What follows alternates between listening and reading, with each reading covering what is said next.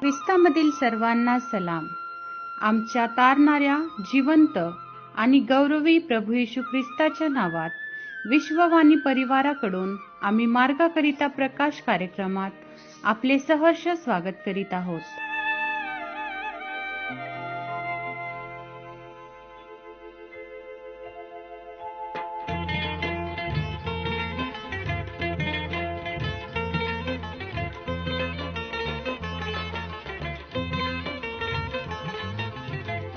हरलो हरलो मी प्रभु देवा, कैसी घडे तव सेवा. हरलो हरलो मी प्रभु देवा, कैसी घडे तव सेवा. कैसी घडे तव सेवा, कैसी घडे तव सेवा. हरलो हरलो मी प्रभु देवा, कैसी घडे तव सेवा.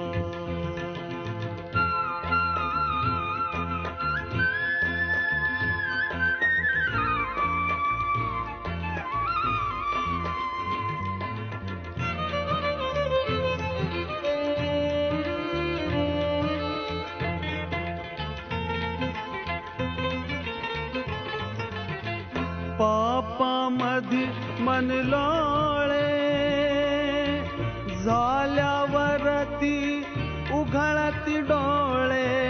दृढ निश्चय मी केले, परिते समयी व्यर्थची गेले. हरलो हरलो मी प्रभु देवा, कैसी करूं तव सेवा.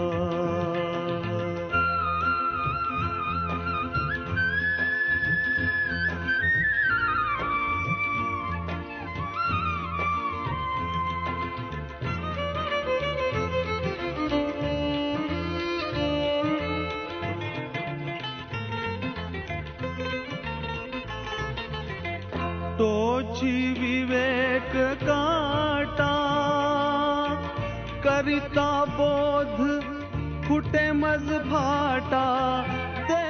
आजच्या म्हणण्याकरिता निवडलेला शास्त्रभाग उत्पत्ती याचा 41वा अध्याय 39 ते 43 ही वचने.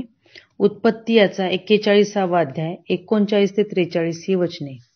आणि फारो योसेफास म्हणाला, देवाने तुला ह्या सर्व गोष्टींचे ज्ञान करून दिले आहे.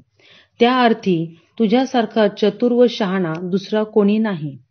तर तू माझ्या घराचा अधिकारी हो. तुझ्या आज्ञेप्रमाणे माझी सर्व प्रजा चालेल. राजसना पुरताच काय तो मी तुझपेक्षा मोठा. फारो योसेफास आणखीन म्हणाला, पहा, तुला मी अवघ्या मिसर देशावर नेमितो.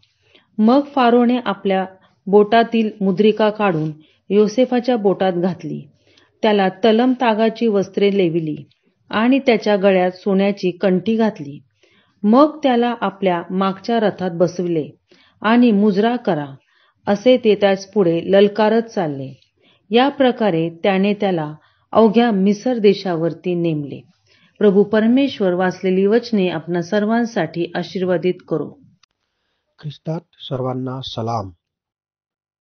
माझ्या प्रियांनो, आज आपण सकाळी उत्पत्ती अध्याय 41 वचने 39 ते 43 या वचनातून आपण वाचन केलेलं आहे. या वचनामध्ये आपण यौसेफाविषयी पाहत आहोत. तुम्हाला माहित आहे की यौसेफाचं जीवन, आम्ही पाहतो की यौसेफाच्या जीवनामध्ये लहानपणापासून तर त्याच्या तरुण वयापर्यंत अनेक संकट आले. यौसेफाला त्याच्या भावाचा विरोध होता, यौसेफाला त्यांच्या घरच्या लोकांचा विरोध होता. आणि आम्ही पाहतो की यौसेफाला त्याच्या भावाने विकून टाकले. त्याच्यावर संकट आले. तो मिस्रमध्ये गेला. मिस्रमध्ये सुद्धा त्याला संकटाचा सामना करावा लागला. परंतु आम्ही या यौसेफाच्या जीवनाविषयी एक महत्वाची गोष्ट आपण पाहतो की त्याच्या जीवनामध्ये इतके मोठे संकट इतक्या मोठ्या समस्या असून सुद्धा तो देवभीरू व्यक्ती आहे. तो देवाच्या मार्गाने चालत आहे. देवाच्या वचनाचा, देवाच्या आज्ञाचा तो पालन करत आहे आणि देवाचं अनुकरण करत आहे. आणि आम्ही पाहतो की या संकटामधून, या मोठ्या समस्यामधून देव त्याला कशा प्रकारे उंच करत आहे. माझ्या प्रियांनो, योसेफ मोठ्या राजवाड्यामध्ये असून सुद्धा तो आपला परमेश्वर याला विसरत नाही. आणि म्हणून आम्ही पाहतो की त्याच्या जीवनामध्ये त्याला पदोन्नती मिळालेली आहे.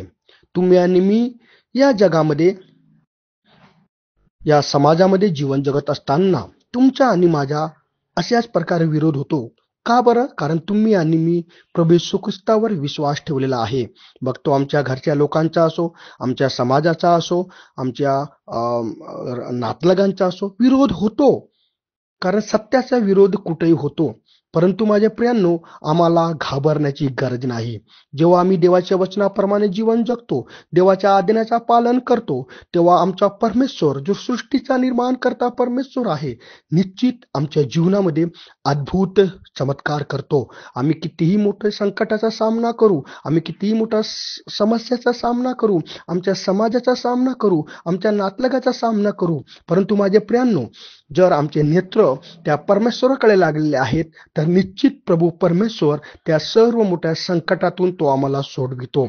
आणि म्हणून आम्हाला घाबरण्याची गरज नाही.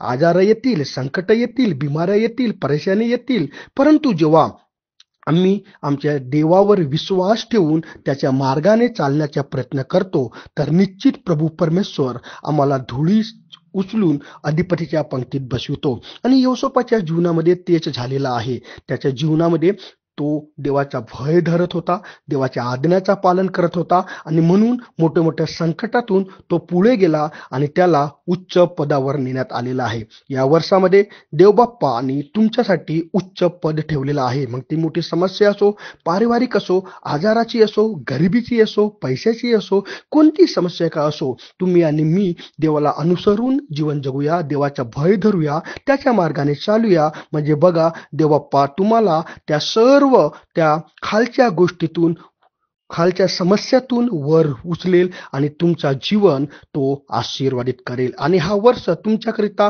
उत्तम आरोग्यदायी, उत्तमातून उत्तम चांगल्या गोष्टी देवबाप्पाने तुमच्याकरता ठेवलेला आहे. आणि म्हणून आम्ही योसेफासारखं जीवन जगूया, आपले नेत्र त्या परमेश्वराकडे लावूया, त्याच्या मार्गाने चालूया आणि त्याच्या आज्ञाचा पालन करूया. या वचनाच्याद्वारे देवबाप्पा तुम्हाला आणि मला आशीर्वादित करो. या आपण प्रार्थना करूया.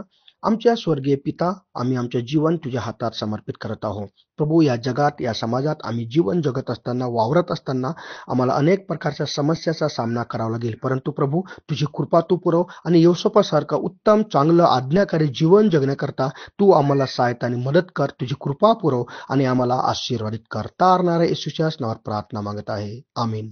प्रभु देवा, कैसी घड़े तव सेवा, कैसी घड़े तव सेवा,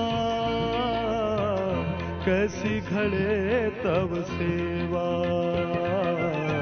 हर लो मी प्रभु देवा, कैसी घड़े तव सेवा, कैसी घड़े तव सेवा, कैसी घड़े तव सेवा. माझ्या दुःखात माझे सांत्वन हे आहे की तुझे वचन मला नवजीवन देते. की आता आपण आपल्या प्रार्थना विनंत्या कोणत्याही वेळेस विश्ववाणी प्रार्थना केंद्राला टोल फ्री नंबरद्वारे कळवू शकता. आमचा टोल फ्री नंबर 1-800-2700-333. आम्ही आपणासाठी या नंबरवर प्रार्थना करण्यास उपलब्ध आहोत. धन्यवाद.